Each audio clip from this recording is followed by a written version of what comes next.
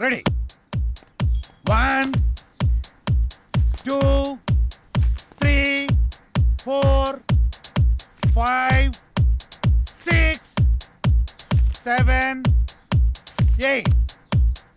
Now the second exercise. Follow me. 1 2 3 4 5 6. Now the third last one. Come on. 1 2 3 4 5 6 7 8 9. This is not counted. This is not counted. Sorry. మేమంతా కిందుంటే పైకొచ్చి ఏం ఆలోచిస్తున్నారు? మీ గురించి ఆలోచిస్తున్నాను. మిమ్మల్ని ఎలా పైకి తీసుకురావాలా అని. బాధపడకండి. పాలు తాగు. వద్దు, మీకు ఇంతవరకు ఏమీ చేయలేకపోయానని చాలా ఫీల్ అవుతున్నాను. ఫీల్ అవ్వకండి.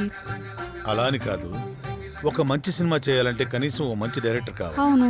ఆ డైరెక్టర్ దగ్గరికి వెళ్దామంటే ఓ మంచి కారు లేదు, ఎప్పుడూ క్యాబ్లో వెళ్లాల్సి వస్తుంది.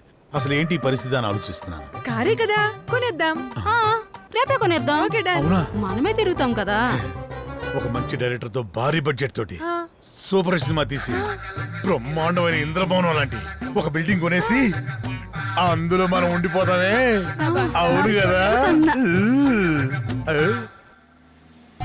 అమ్మని. అరే పవన్, మన రామ్ గారు డైరెక్షన్ చేస్తున్నట్రా, చూసినా? ఏ రామ్ గడ్రా? అరే మన పాత ఆఫీస్ బాయ్ ఉన్నాడు కదా, చివరికి ఆడు కూడా డైరెక్షన్ చేస్తాడు. ఆడు కూడా అంటావేంట్రా? వాడు టాలెంట్ కి ఎవడో కనెక్ట్ అయ్యాడు, డైరెక్టర్ అయ్యాడు. నాకు విషయం అర్థమైంది. మనం నూతిలో కప్పల్లా మన సర్కిల్లోనే మనం ప్రయత్నిస్తున్నాం. మనకు కూడా డైరెక్షన్ ఛాన్స్ రావాలి అంటే మనం కూడా బయట సర్కిల్లో ప్రయత్నించాలి. 87 ఆగు. రా బాబు, రా రా రా రా, నీ గురించి అనుకుంటాను. ఎందుకో? అరే మా సార్ ఒక ఆయన డైరెక్ట్ అయినరు, మమ్మల్ని ఎట్లా పెట్టుకోడు కాబట్టి నువ్వు వెళ్తానని చెప్పి నెంబర్ ఇస్తాం. సరే కానీ దరిద్రుడా, ఇప్పుడే కదరా వాడు వీడు అన్నావు, ఇప్పుడు గౌరవం ఎలా వచ్చిందిరా? అరే వాడు ఇప్పుడు డైరెక్టర్ అయిండు, గౌరవిస్తున్నావు. ఇవన్నీ ఫీల్డ్ లో కామన్ రా భాయ్. కాబోయే డైరెక్టర్ కి ఇవ్వని గౌరవం ఆడికెలా ఇస్తున్నావురా? అరే నువ్వు కూడా డైరెక్టర్ రా భాయ్, నీకు కూడా ఇస్తాం. అంటే నీ ఉద్దేశంలో నేను? అరే ఎన్ని సార్లు సతాయిస్తావురా? రే ఇదంతా కాదురా, ముందు మనం సెటిల్ అవ్వాలంటే మనల్ని ఎవడో ఒకటి నమ్మాలి. వాడి దగ్గర బాగా డబ్బు ఉండాలి. వాడి వల్ల మన జాతకమైనా మారిపోవాలి, లేదా మన వల్ల వాడి జాతకమైనా మారిపోవాలి. దొరుకుతాడురా, ఎవడో ఒకడు దొరుకుతాడు. బ్యూటిఫుల్, చాలా బాగుంది. నీకు విషయం తెలుసా? మనీ షీ లేకపోతే మనిషే లేడు. నిజం, అక్షరాల.